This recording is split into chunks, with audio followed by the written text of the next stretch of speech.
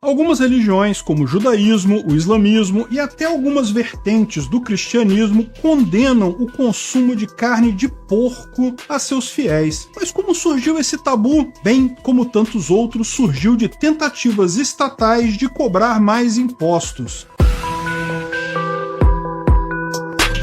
Esse é o Visão Libertária, sua fonte de informações descentralizadas e distribuídas. A carne de porco é um dos alimentos mais consumidos em várias partes do mundo, e esse consumo remete a milênios de anos, desde o início da agricultura. Estima-se que hoje 1,4 bilhão de porcos são abatidos anualmente para suprir essa grande demanda por sua carne. E do ponto de vista econômico, são uma excelente fonte de proteínas. Porcos se alimentam de quase tudo, até mesmo de lixo, e não ocupam grandes áreas de pastagem. Sua produção, em geral, é mais barata que da carne bovina, por exemplo. Também podem ser criados em ambientes urbanos, de forma mais simples, onde fornecem um outro serviço importante, a redução do lixo, posto que consomem esse lixo. As primeiras evidências de criação de porcos datam de cerca de 8 a 10 mil a.C., ali no Oriente Médio mesmo. A partir daí, a criação de porcos se espalhou para outras regiões do mundo, como Europa, Ásia, América do Norte. Os porcos foram uma das primeiras espécies animais a serem domesticadas e usadas pelos seres humanos, pois eram fáceis de criar e ofereciam uma fonte de carne, gordura e couro. Depois, na Idade do Bronze, a criação de porcos se tornou mais ampla e era feita em condições semelhantes às atuais, com os animais sendo mantidos em currais ou pastagens controladas. Foi uma fonte importantíssima da economia e da riqueza para comunidades agrícolas, sendo uma prática que contribuiu para o surgimento de alimentos e materiais de valor nas sociedades antigas. É bem sabido que boa parte da população mundial consome carne de porco. No entanto, algumas religiões consideram seu consumo um grande tabu, não pode comer não. No caso do judaísmo, a proibição é mencionada na Torá, que é o mesmo que o Antigo Testamento cristão. Essas proibições remontam a pelo menos ao século VII a.C. No Islã, a vedação está baseada nas tradições do profeta Maomé e na interpretação do Alcorão. Alguns grupos cristãos que se opõem ao consumo desse alimento inclui adventistas do sétimo dia, testemunhas de Jeová e algumas seitas adventistas. Elas baseiam a sua proibição também na Bíblia, no Velho Testamento, que considera essa carne impura.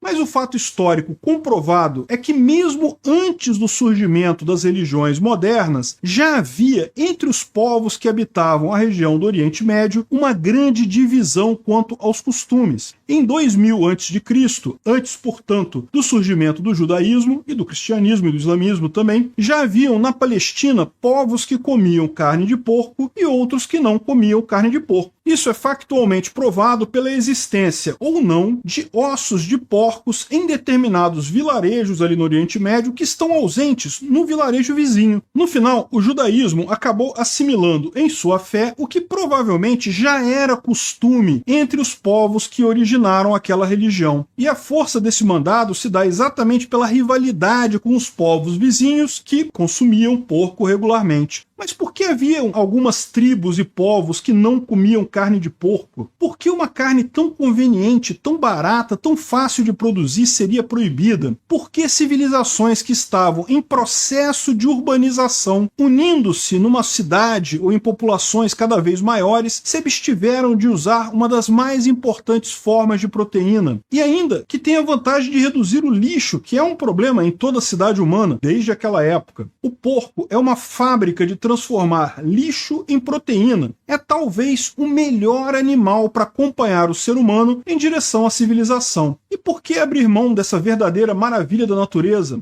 Bem, além do aspecto religioso, algumas pessoas apontam questões de saúde. Porcos transmitem algumas doenças. Mas a verdade é que todos os animais domesticados transmitem doenças. Bois, cabras, galinhas, tal como esses, desde que cuidado apropriadamente, o porco não é nem melhor nem pior em termos de transmitir doença. Os suínos são animais inteligentes, adaptáveis, fáceis de cuidar. Isso faz deles uma ótima escolha para a criação em larga escala escala. Além disso, os suínos são conhecidos por serem altamente produtivos em termos de quantidade de carne. Os porcos crescem muito rápido, se reproduzem com muita facilidade. O cheiro pode ser um problema numa cidade, mas as cidades naquela época não tinham muita escolha quanto a isso. Ou era cheiro de porco ou era cheiro de lixo humano. A principal explicação de fato para essas civilizações esnobarem a carne suína é a coleta de impostos. Sim, impostos existem desde o início da civilização. No momento que humanos começaram a se reunir em cidades, a formar governos, eles precisavam de uma forma de financiar esse governo. Cobrar impostos é o caminho natural. Mas estamos falando de 2000 a.C. Nessa época, dinheiro não era algo tão comum assim. Até haviam alguns padrões monetários então, mas eram inconsistentes e pouco abrangentes. Nem todo mundo tinha dinheiro. Não havia como o líder de uma cidade exigir dinheiro como imposto. Então, como se cobrava imposto nessa época? Bem, tipicamente por meiagem. Se sabe, por exemplo, que no Egito Antigo, os fazendeiros tinham suas terras ao longo do Nilo e plantavam principalmente trigo. Os coletores de impostos passavam na época da colheita e cobravam um percentual da produção desses fazendeiros. Isso era o imposto. Mas como faz isso com animais? Isso se torna um problema, porque o número de animais de uma família pode ser pequeno. Você não pode cobrar 10% de uma vaca de uma família que só tem uma vaca. Mesmo meiagem de animais em números maiores pode ser complicado. Se o governo tiver que levar uma vaca de quem tem 10, vai ter trabalho com o animal. O trigo pode ser simplesmente colocado no barco e levado embora. O governo não quer cuidar de gado, dá trabalho cuidar de gado. Qual que era a solução? Então, era a cobrança de parte dos produtos derivados do animal. O gado dá leite. Então, o governo se contenta em levar uma porcentagem do leite gerado pela vaca da família. As galinhas dão ovos. O governo se contenta com uma porcentagem desses ovos. Cabras também dão leite. Ovelhas dão lã. A maior parte dos animais tem esse tipo de produto acessório. Mas não o porco. O porco não dá nada vivo. Só quando morre mesmo é que ele dá a carne. Não só o porco, porcos, cavalos, burros eram um problema para o governo, porque eles não tinham produtos derivados que poderiam ser coletados como impostos. O porco, além disso, era um animal pequeno, fácil de esconder, ou seja, sonegação de impostos. O porco, embora fosse excelente para toda a sociedade, era um problema para o governo. Os coletores de impostos ficavam sem ter o que cobrar e ainda era fácil a sonegação. Gado é mais difícil de esconder. Então, as primeiras civilizações resolveram acabar com isso criando tabus religiosos, que a carne de porco seria imprópria, que não se deveria haver porcos próximo a humanos, que Deus nos proibiu de comer carne de porco e mandados do gênero. Assim, proibidos por Deus de comer porcos, os indivíduos investiam em gado, cabras, ovelhas, coisas que podem ser facilmente tributadas pelo governo. No final, foi mais um tabu criado por governos da época que, por questões de tradição, muitos levam até os dias de hoje. Bom, existem outros animais que também não dão nenhum produto acessório, né? Por exemplo, cachorros, gatos, cavalos, burros. E olha só, a gente também não consome carne de nenhum desses animais hoje, né? Será que o porco continua sendo consumido hoje apenas porque era tão conveniente, mas tão conveniente, que nem séculos e séculos, milênios de doutrinação estatal foram capazes de impedir o seu consumo totalmente? Consumir os outros animais que não dão produtos acessórios acabou virando um tabu completamente na nossa civilização, embora existam culturas que comem todas essas coisas que a gente falou. Mais um caso de sucesso da propaganda estatal que seguimos hoje, talvez apenas por tradição. Devemos lembrar que as religiões sempre foram importantes instrumentos de poder. Hoje temos a separação entre o Estado e a religião, mas isso nunca foi verdade ao longo da história, principalmente na pré-história. Esse poderoso instrumento foi evidentemente cooptado por reis, imperadores, chefes tribais e pelas elites que governavam a sociedade, visando esses interesses escusos. Assim, embora nenhum governo consiga de fato destruir ou construir um mandamento divino ou um princípio absoluto, quando esses mandamentos e princípios são escritos no papel, são feitos por humanos, e isso pode sim ser adulterado. Alguns podem ter sido suprimidos, outros podem ter sido sutilmente incluídos em uma cópia ou outra. É muito comum que a história oficial e as narrativas dominantes sejam modificadas de acordo com a vontade de grupos que ocupam o poder em uma sociedade, e não é impossível que esse seja mais um caso. Portanto, existe uma chance de que quem não se alimenta de carne de porco tenha seguido uma norma que é fruto da mais antiga propaganda de governo, incutida lá atrás nas religiões, que visava, na verdade, arrecadar mais impostos e beneficiar grupos de interesse. Na visão libertária, na ética libertária, as pessoas devem ser livres para comer o que acharem melhor, desde que não agridam nenhum outro humano ou violem direitos de propriedade. É claro que, do ponto de vista da nossa cultura e tradição, alguns hábitos de outras sociedades são mal vistos e rejeitados. Essas sociedades também repelem muito o estilo de vida ocidental e sua alimentação. Mas desde que essas diferentes sociedades não usem da violência contra pessoas pacíficas, elas não estão violando a ética libertária, a qual diz respeito sobre seu uso e propriedade privada de cada indivíduo e seu corpo. E é fato que toda sociedade civilizada, libertária ou não, deve evitar o uso da agressão contra pessoas pacíficas de qualquer forma. O mesmo vale tanto para os veganos quanto para os consumidores de carne. Eles devem ter o direito de se alimentarem como acharem melhor e adotarem seus estilos de vida, desde que não ameacem a liberdade de outras pessoas. E ninguém aqui vai querer convencer outras pessoas a comer ou deixar de comer o que quer que seja. Mesmo que você continue não querendo comer porco, ou cavalo, ou cachorro, ou gato, é bom saber a origem estatal desse costume. E também saber que, como no caso do porco, mesmo séculos, milênios de doutrinação estatal foram incapazes de realmente mudar alguma coisa de forma significativa. Embora essas religiões proíbam o porco, a carne ainda é amplamente usada no mundo todo. Quando vai contra a economia, meu amigo, o governo não consegue vencer, não. Obrigado por sua audiência. Esse artigo foi sugerido e escrito por historiador libertário, revisado e narrado por Peter Turgunia. Se você gostou desse vídeo, clique no ícone de curtir abaixo e compartilhe o vídeo em sua rede social. Se você deseja ser notificado de outros vídeos, clique em se inscrever e depois no ícone da campainha. Aguardo você no próximo vídeo.